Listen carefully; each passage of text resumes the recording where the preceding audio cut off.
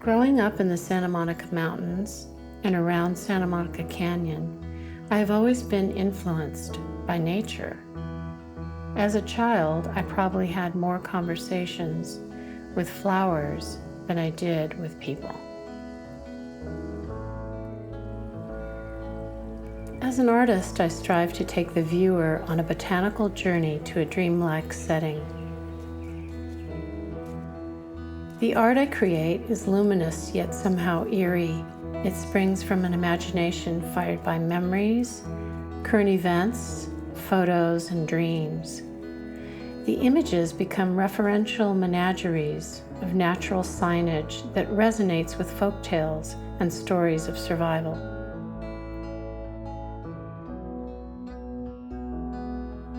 My current work explores plant forms that could have existed in prehistoric times, or may even still exist in exotic corners of the world. I imagine myself as a botanist taking field notes in this surreal landscape. Initially, my purpose was not just to inform my audience of the natural world, but create a sense of awe that would intrigue them to begin their own voyages of discovery. However, somehow in the process, I had a realization.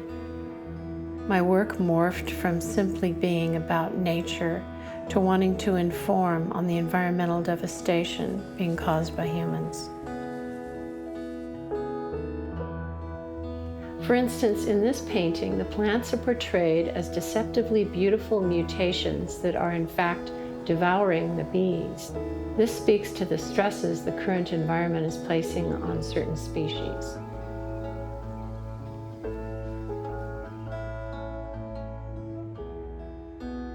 I am influenced by the mixing of flora and fauna images in surreal ways, as done by various artists of the past, from the grotesquerie school that stretched from classical times to the Renaissance. My inspiration comes from the field notes of 18th century botanists.